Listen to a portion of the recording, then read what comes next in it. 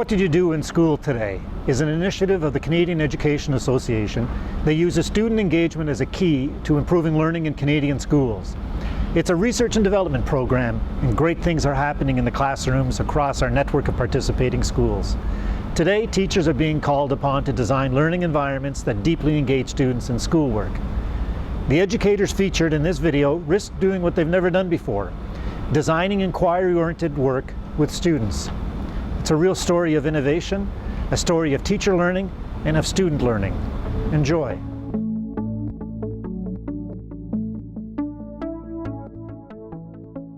In a world of instant access to information, teachers are finding ways of shifting the focus of instruction from remembering or forgetting facts and simple skills to understanding of valuable concepts and building more complex competencies.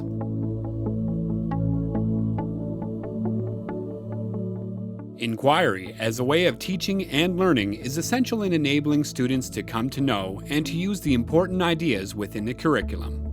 For staff at the school featured in this video, it was a way to learn new concepts and practices for teaching to increase intellectual engagement among students. The school joined What Did You Do in School Today in 2007, adopting its multidimensional framework of student engagement as a core idea for improving teaching and learning. For 4 years, teachers and students worked together to raise levels of student engagement, especially in their classroom work, what CEA calls intellectual engagement. Intellectually engaged students are excited about learning because they use their hearts, hands, and minds to build their knowledge. They are so tuned into their work that they can lose track of time. They are interested, really care about the quality of their work, and carry their ideas into their lives outside of school. Staff believed that deeply engaging students in their studies would be a powerful way to improve learning and student achievement. But how could they know if their idea was right? Data from the Learning Bars Tell Them From Me survey showed levels of intellectual engagement climbing steadily for 3 years in a row. Students also noticed real differences in their classrooms. Relationships with teachers became more respectful. They had many more opportunities for hands-on learning, or as students say, doing things. They had more choice in their work, and students assumed real leadership roles. But still, nearly half of the students reported disengagement in their classes. The principal and teachers had to do more. To engage students more deeply in learning, they had to attempt something new, something they didn't necessarily know how to do.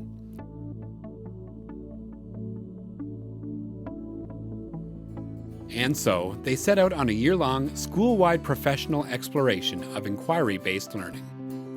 Staff took every opportunity to delve into inquiry as a way of teaching and learning. They debated their beliefs about teaching and learning, asked new questions, tried new practices and adjusted them in light of their observations and students' feedback, struggled to let go of old norms in the face of new practices, encountered and overcame many challenges. And to explore new practices fully, they began to design a school-wide thematic inquiry.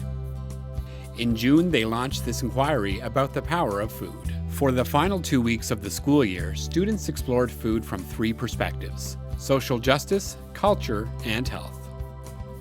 Attendance at the school was never higher than during these particular weeks, after exams and before summer holidays. Leading up to the study, teachers piqued student curiosity by posting provocative questions on the walls, introducing the 3 themes in their classes, and inviting students to choose a focus for their work.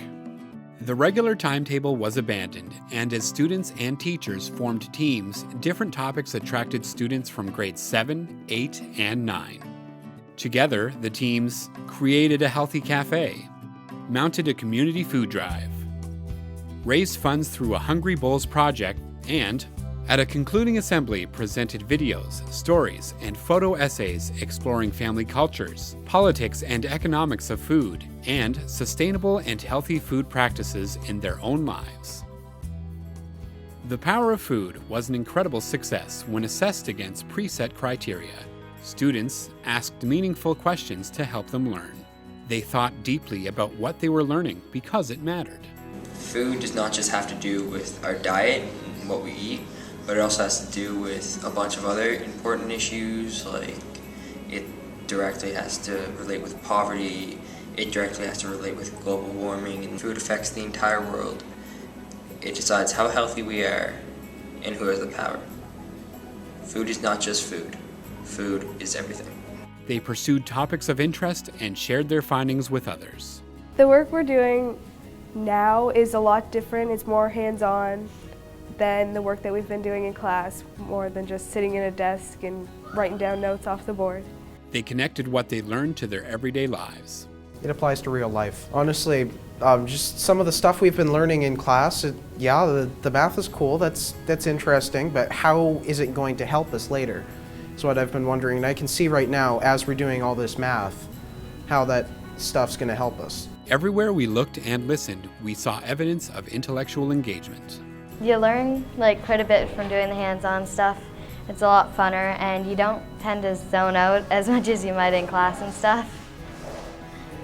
Tell me what zoning out is. It's like you block everything around you and you can't hear anything. It's just when things get boring, you start to zone out. Teachers found powerful evidence of engagement for all students, including those who spend most of their time in segregated settings. Students surprised their teachers with new pride in their work, taking responsibility for solving inevitable problems, organizing themselves to get work done, initiating contacts with the community, and finding resources in the school and community. For some students who generally would not come to school, they came for this. They learned what they wanted to learn about. They learned skills they will use in life. What was new to me was trying to see how the Learning Center fits into the bigger puzzle. It's really easy to say these students are different, they don't know or they can't do intellectual engagement, so we're exempt from that work. It'd be easy to say that, but this pushed me beyond because it was like, no, everyone's a part of this, find a way that they can fit. The Inquiry proved a powerful end to a year of hard work that was at times exhilarating, sometimes frustrating, and often messy. Teachers saw how students shone during the Inquiry, and this was all the evidence they needed before fully embracing inquiry-based learning.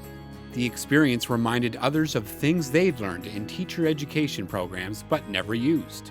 Many expressed confidence in taking deeper changes into their classrooms next year.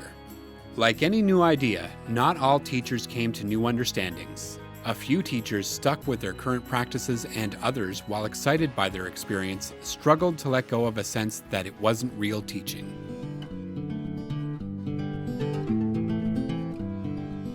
The principal's role was critical. She created the space for innovations in teaching and learning, and she provided consistent support for teachers to take risks and to learn by doing.